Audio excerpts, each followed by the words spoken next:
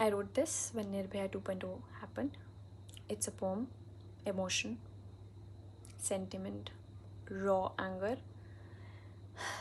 and reality. I have wished I were a boy hundreds of times, and I'm sure you have too, maybe once, maybe twice. Not because our parents treated us any different or we weren't given enough opportunities to pursue our dreams. But since we were born, the society has taught us that we were born with something that needed to be protected and preserved. घर की इज्जत ये एक ऐसी चीज़ है जो मुझसे चोरी की जा सकती है और तुमसे भी। बदन ढका हो तो भी, ना ढका हो तो फिर चोर को डाका डालने के न्योता देने के समान है, और समाज को उस चोर की चोरी को जस्टिफाई करने के लिए जस्ट परफेक्ट।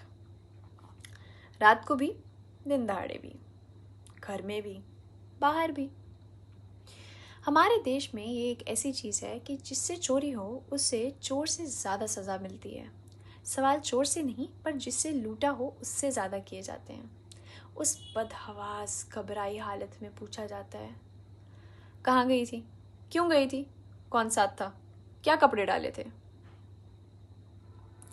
अब क्या बताएं इस समाज को कि इस बार अपने काम पे गई थी, अपने सपने पूरे करने, वाइट कोट डालकर, तुम्हारी ही सेवा करने।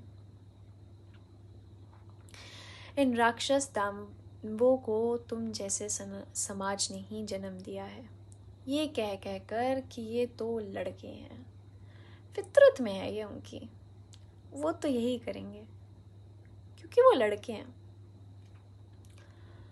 लड़के ऐसे होते हैं।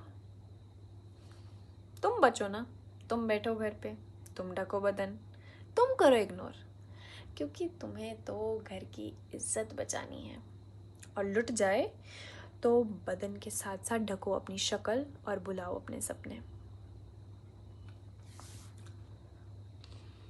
Why don't men have a घर की इज्जत to protect? My question is, why aren't men taught about their limits but we have till sunset to complete our dreams? Why aren't men like these not shunned from society but a woman has to live silently? To answer this, क्योंकि उनका कुछ जाएगा नहीं और हमारा कुछ बचेगा नहीं। क्यों हम इन शब्दों से अपनी घर की बेटियों को बेसहारा कर रहे हैं? क्यों नहीं खड़ पा रहे हम उनके साथ? क्यों नहीं खड़ पा रहे हैं हम बुराई के खिलाफ? गलती इन मर्दों की भी नहीं, ना इन लड़कियों की है। गलती सरकार की भी नहीं, ऑल्दो शुरुआत कर सकते हैं, मगर गलती है मेरी और तुम्हारी, गलती है इस सोच की। And believe me, I am not against main, I am just against some society के unspoken norms that are taught to the next generations. Norms like encouragement of the saying, mard ban mard,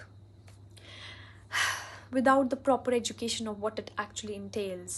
Not just a physical abuse and its magnificent tales, but थोड़ी हमदर्दी और इंसानियत for your praise. The norms that encourage the act of letting go the physical abuse, catcalling, manipulation, harassment, allowing suppressed and dry tears but never punishment.